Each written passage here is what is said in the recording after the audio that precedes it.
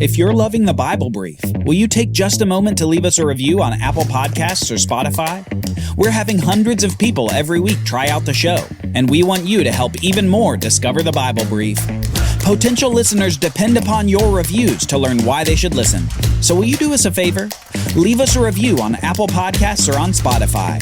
Join the cause to help the world learn the life-changing story and message of the Bible.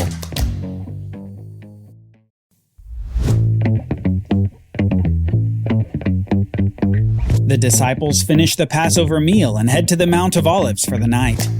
But flames illuminate the darkness, bringing nothing but betrayal. On the Bible Brief. Want more Bible learning content like this? Sign up for our newsletter and follow us on social media. Links are in the show notes.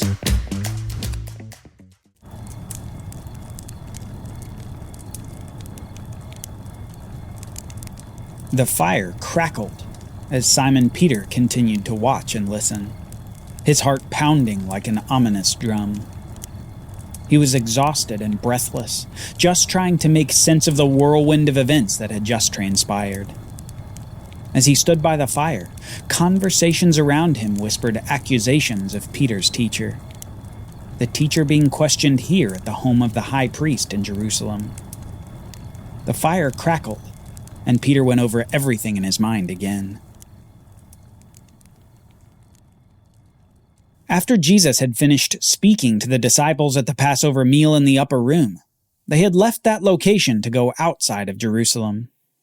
Jesus and the remaining 11 disciples traversed the city, went across a small valley and a stream, before finally arriving at the Mount of Olives, a place of olive groves that looked over the city of the King.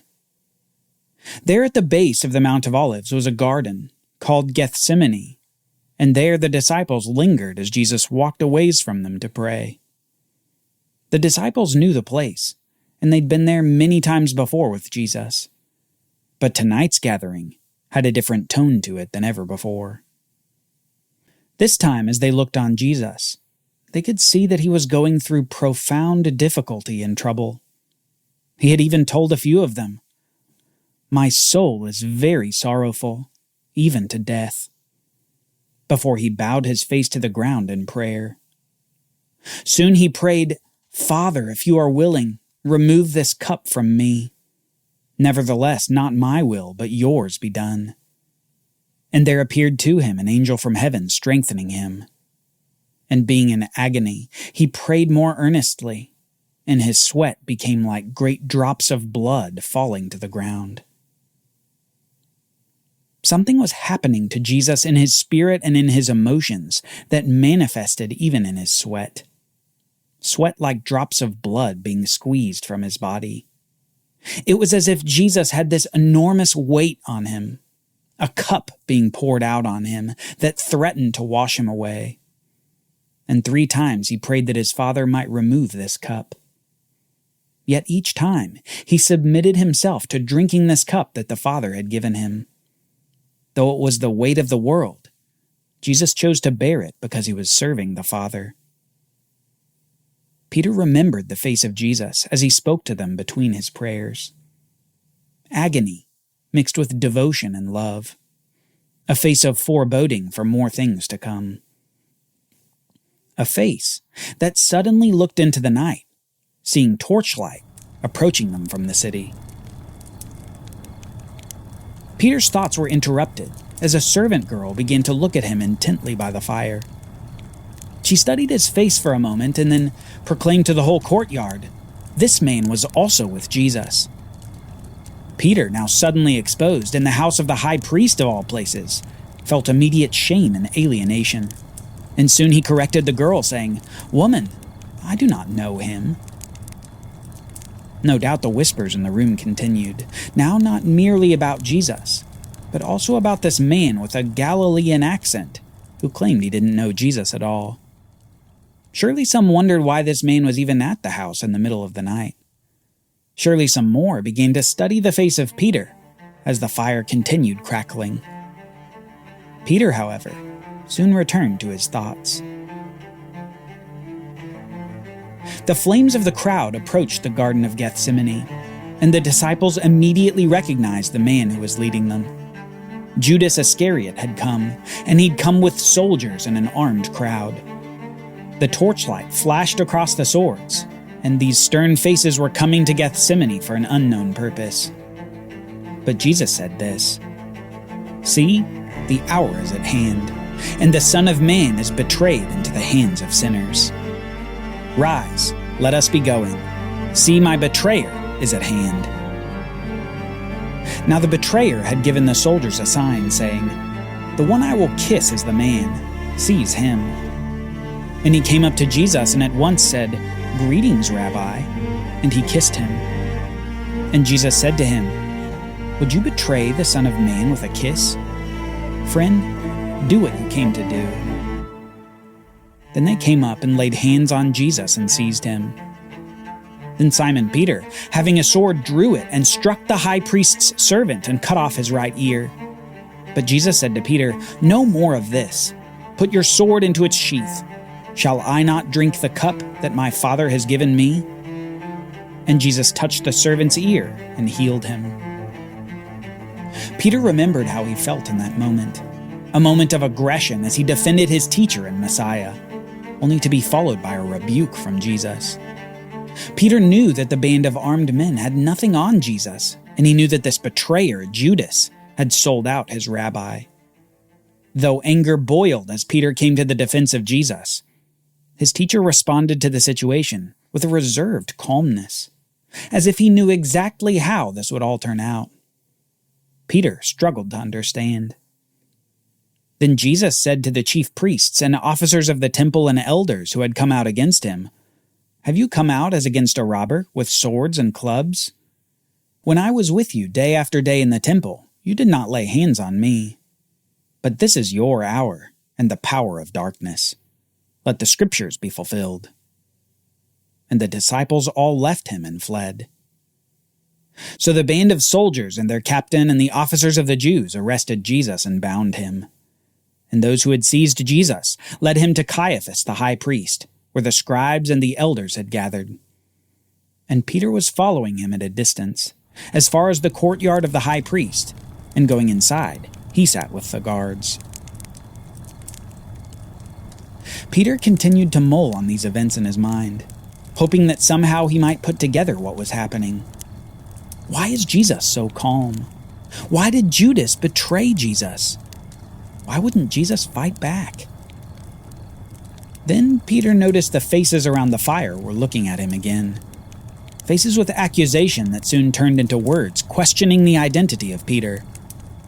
They said to him, "You also are not one of his disciples, are you?"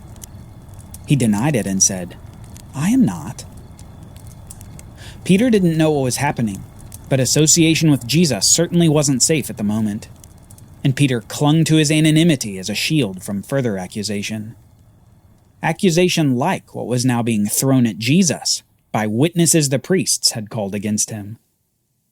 Peter was able to catch glimpses at his teacher, and he could tell that the teacher had been beaten badly while he was in custody. Despite no verdict, guilt was assumed. This trial was merely a formality. Now, while Jesus was waiting in custody, the chief priests and the whole council were seeking testimony against him to put him to death. But they found none. For many bore false witness against him, but their testimony did not agree. And some stood up and bore false witness against Jesus, saying, "We heard him say, 'I will destroy this temple that is made with hands, and in 3 days I will build another not made with hands.'" Yet even about this their testimony did not agree. And the high priest stood up in the midst and asked Jesus, "Have you no answer to make? What is it that these men testify against you?" But Jesus remained silent and made no answer. Again the high priest asked him, "Are you the Christ, the Son of the Blessed?" And Jesus said, "I am, and you will see the Son of Man seated at the right hand of power, coming with the clouds of heaven." With this answer, Jesus surely momentarily sucked the air out of the room. Everyone knew the scripture that he was referring to, and everyone understood the claim that he was making. He was claiming to be the Son of Man spoken of in Daniel chapter 7, where Daniel saw this in a dream given to him by God. I saw in the night visions, and behold, with the clouds of heaven, there came one like a son of man. And he came to the Ancient of Days and was presented before him. And to him was given dominion and glory and a kingdom, that all peoples, nations, and languages should serve him.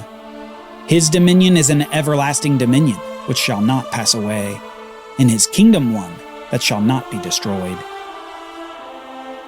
Jesus was claiming to be the Son of Man, who would rule over all nations of the world in a kingdom that would never be destroyed. He was claiming to be the Son of God and the Messiah. And though his words were true, the priests were blind to its veracity. The high priest tore his garments and said, "What further witnesses do we need? You have heard his blasphemy." And he asked the council, "What is your decision?" And they all condemned Jesus as deserving death. Meanwhile, in the courtyard, within eyesight, Peter was getting unwanted attention again. More people looked at him and whispered until finally another said, "Certainly you too are one of them, for your accent betrays you." And Peter began to invoke a curse on himself and swear, "I do not know the man." And immediately the rooster crowed. And Jesus turned and looked at Peter. And Peter remembered the saying from their Passover meal, how Jesus had said to him, "Before the rooster crows today, you will deny me 3 times." At that meal, Peter had said he would die for Jesus. At Gethsemane, he wielded a sword to protect his master. But here in the courtyard, he had denied his Savior. Not once, not twice, but 3 times. Guilt and sorrow immediately flooded his heart, and he went out of the courtyard and broke down and wept. Peter's loyalty had given way to cowardice. But there was another watching at the house of the priest, the one who had led this band of soldiers to seize Jesus. He watched as his former teacher was condemned. And those 30 pieces of silver in his pocket suddenly felt like lead weights. Regret took over inside of Judas, and he immediately went to the chief priests and elders saying, "I have sinned by betraying innocent blood." They said, "What is that to us? See to it yourself." And throwing down the pieces of silver into the temple, Judas departed, and he went and hanged himself. The rapid developments of the night were speeding toward a cataclysmic conclusion that none could have seen the prior day. None, perhaps, outside of the king and his enemy. Jesus knew what was about to occur, and in his speech and actions, he was preparing he and his disciples for this sorrowful event. The enemy, Satan, also saw what was coming, as he was using his influence and temptations in the city to further the end that he had sought from the beginning. He'd used silver coins on Judas, pride and envy on the Jewish leaders, and aggression on those soldiers that beat Jesus. The domain of darkness was beginning its full assault on the light of the world. Soon, the sun would rise in the city of the king, and with the light of day would come further darkness. Today was Coronation Day, and Jesus had a crown of thorns waiting for him.